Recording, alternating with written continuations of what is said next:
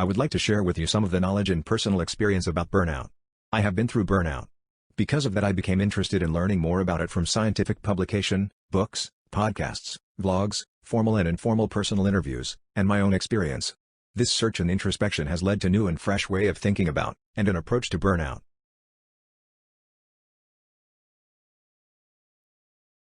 The content presented is for educational purposes.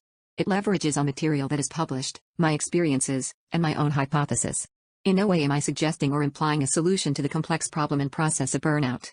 You would find in this exposition two contributions on my own. The first one is the playwork curve, that has allowed me to think about burnout in mathematical terms. I will not be discussing any mathematics here. The second one is the visualization of a definition of resilience. I hope the viewers and listeners derive some benefit from this discourse. Actionable Lessons from the Trenches, and Other Dark Places. By Adrian Harkin Valdivia. Health is defined by the World Health Organization as the well-being in the psychological, the social, and the physical spheres. The three are interacting, overlapping and dynamic.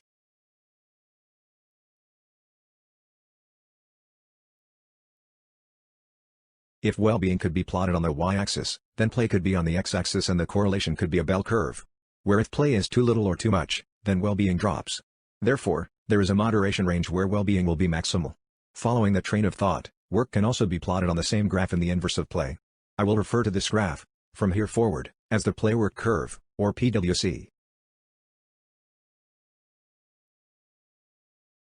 In the ideal of circumstances, the amount of play and the amount of work would be kept up, at the crest of the PWC to achieve maximum well-being.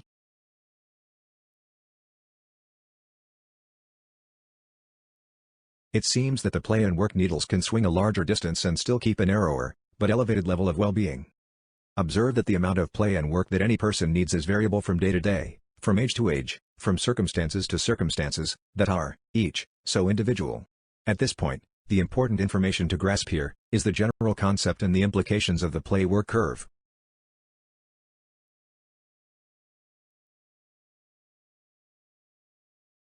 I will further hypothesize that, it is at the crest on the PWC where it is easier to find joy, and contentment, and gratefulness. Obviously not necessarily so, but it certainly helps to maintain that higher level of well-being. It could even be thought of as a virtuous cycle, where joy, contentment and gratefulness help, in turn, keep the crest of the curve high and help keep the needles stay up, sustaining well-being further.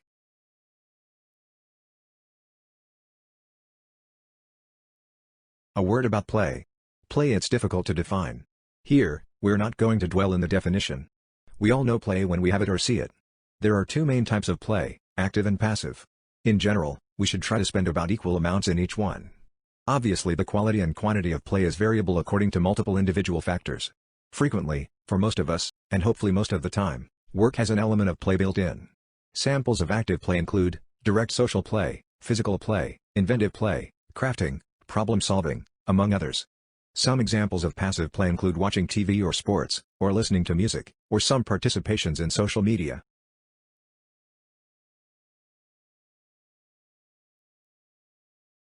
When work time increases, necessarily, the playtime decreases. We can all endure short, limited episodes of this state. But when this state is prolonged, then the recipe for burnout has been achieved. We don't get burnout by short episodes of the state. It is the prolonged period of high work and low play that will lead to burnout. Essentially, with this situation lasting long enough, anybody and everybody will reach a burnout point. We all have it.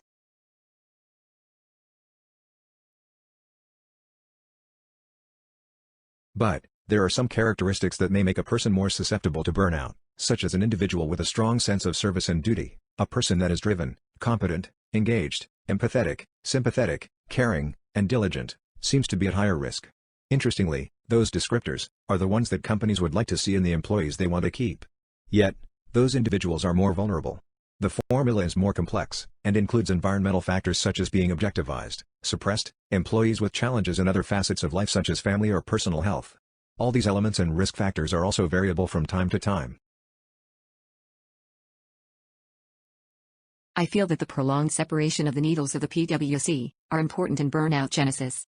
Additional elements include poor boundary setting, the many times silent but insidious task creep, difficulty of the individual saying no, difficulty setting boundaries, not setting goals a priori, not having in mind a workload goal ahead of time, not pacing oneself, not having a coping strategy. Also, having high load of difficult personal interactions with colleagues, patients, or customers. May include things like chronic pain, unkind, invalidating people, demanding, distracting, backstabbing, drug-seeking behaviors, conversion disorders, borderline personality, among many, many others. In looking at this list, you should be able to see the importance of planning ahead.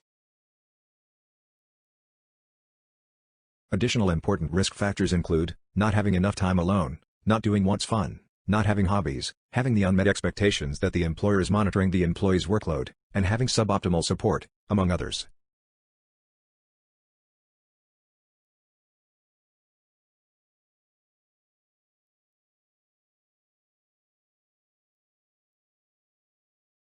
An interesting extension of the PWC is a new way of visualizing what resilience is. In this paradigm, resilience is defined as the time it takes for burnout symptoms to begin and escalate, from the point of separation of the play-work needles. In this definition, resilience includes the time to recovery from being burnout to the point optimum of play and work. The onset of burnout takes time, and the recovery from burnout can be 1 to 2 times longer. Definitely, a single vacation will not reverse it. So, if resilience is the time from needle splaying to the extreme to the onset of burnout symptoms, and then back to recovery, then resilience training should include recognition of symptoms and the strategies to recover back to the well-being point optimum. Both symptom recognition and deployment of strategies for recovery, as fast as possible. More importantly, resilience training should focus on the prevention of burnout. Prevention is the best medicine.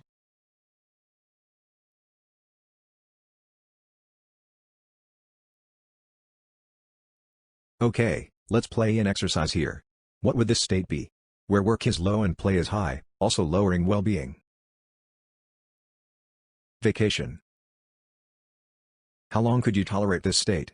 I think most people would have had enough vacation between 8 and 16 days straight, after which similar symptoms of burnout began to appear.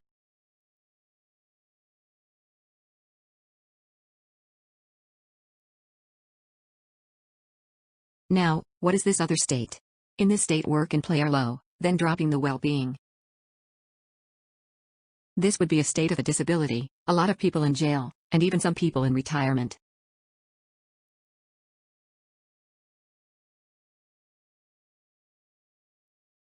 Alright, so what are some of the symptoms and consequences of burnout?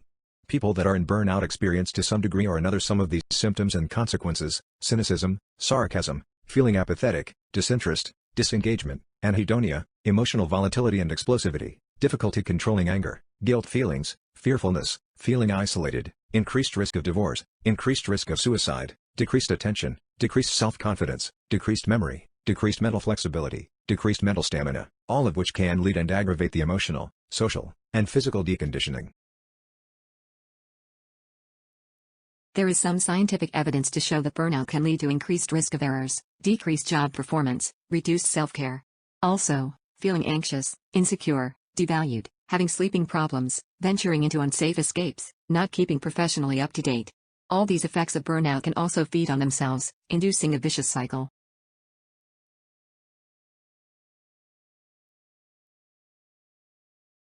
If we plot the quality of the decision-making against the emotional state of the individual, we see how at the extremes of the emotional state, low or high, the quality of the decision-making decreases. I would anticipate a burnout individual to be in a low emotional state, leading to an increased risk of lower quality of decision-making, if not vulnerability.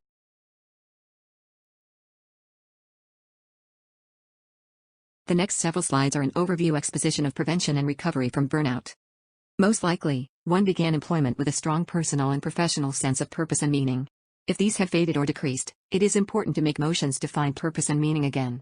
Once in burnout, there may be a personal tendency to have negative self-talk, when a positive self-talk and self-encouragement is going to be much more productive and nourishing.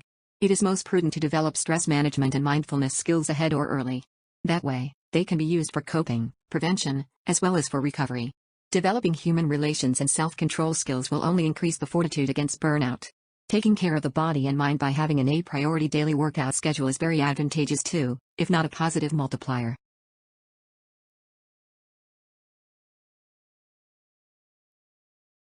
Being burnout aggravates or induces a sense of jeopardy, of potential risk.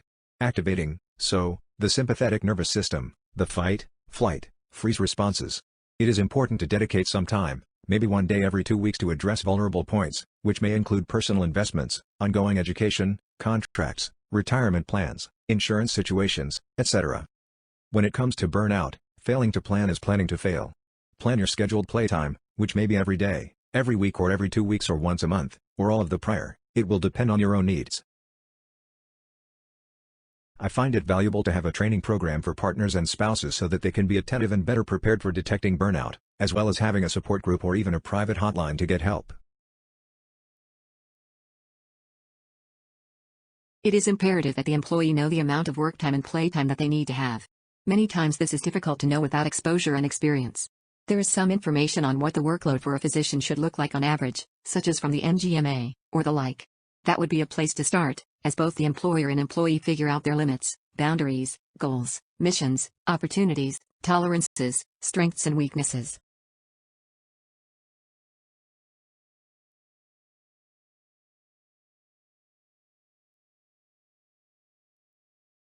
Regarding technology. Technology is nothing but a rapidly evolving tool, a type of powerful, fast-paced wrench. Many times due to its rapid development, new areas of uncertainty and challenges are created. But, technology is here to stay. It's most useful if embraced. Best seen as new opportunities. I have come to believe that not being technology savvy is actually a professional disability. History shows that when reading and writing was being planned to be introduced to the population at large, or when the printing press was going to make knowledge easier to spread, there were detractors and opponents. In reality, everybody, the clinicians, the employees, the computer guys, are all trying to figure this out. It is everybody. We are on this road together.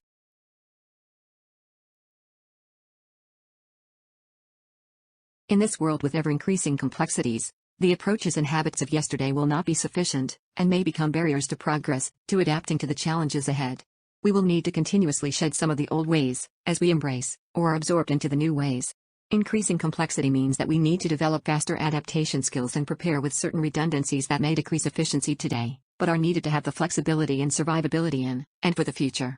Too tight of an operation, is a fragile operation.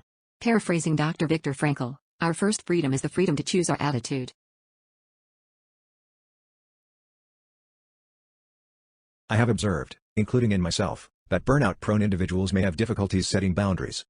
I think it is important to learn to set boundaries in an effective and healthy way, to learn to say no without fear and without guilt.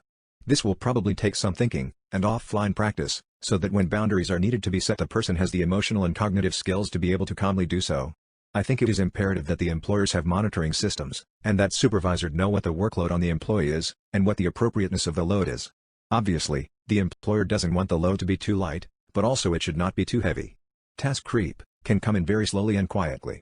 When you are watching your children grow, it is difficult to perceive the smaller chunks of growth progress, but it becomes obvious when a big chunk has already occurred. In the case of burnout prevention, that approach is utterly inadequate. Any farmer would know not to overload the ox. As a worker, set your own non-negotiable play appointments, such as dinner with your partner, your alone time, going to the movies, workout, etc. It is critical to respect the worker's time off. During their vacation time, email and text messages will not be answered, nor should vacation be a banking or storage of tasks to be done upon return from vacation. So that when coming back, there is an even bigger and painful pile of tasks to than before. This is not healthy. The employer must figure out a way of performing and not accumulating those tasks, while the employee is on vacation. Plan to play every day. These play periods do not have to be long, but they must exist. Even simple things such as dancing for a few seconds could help. It is also about a playful state of mind.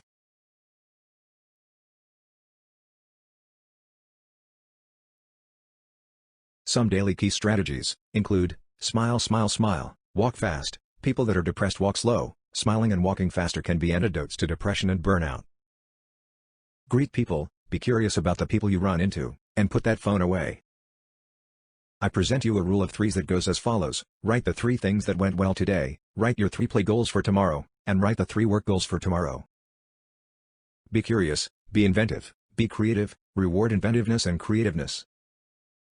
Be kind to yourself, be kind to others. Be your own fierce advocate, be your employees' first and fierce advocate. Take daily micro vacations.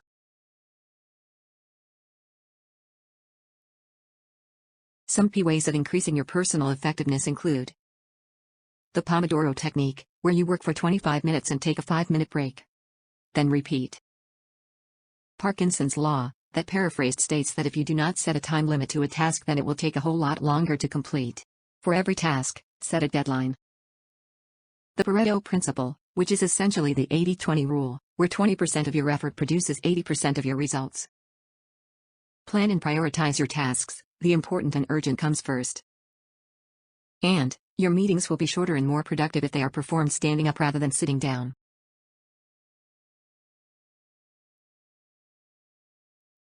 Some books that I suggest include The 7 Habits of Highly Effective People, How to Win Friends and Influence People, Emotional Intelligence, Getting to Yes with Yourself, and Play, by Dr. Stuart Brown. And also, Every Day, Don't Forget to Dance, Listen to Music, Work Out, Study, Invent, and Reinvent.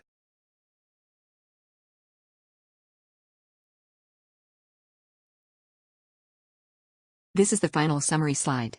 Here is the play-work curve, and the relationship to well-being, showing that keeping play and work needles at the moderate levels will help catapult your joy and contentment, your purpose and meaning, and all strengthened by boundaries and kindness.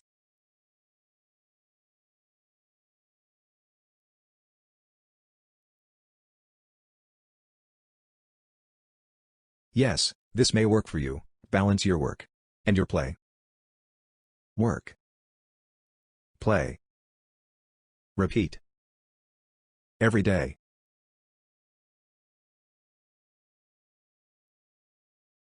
Nature is progressive.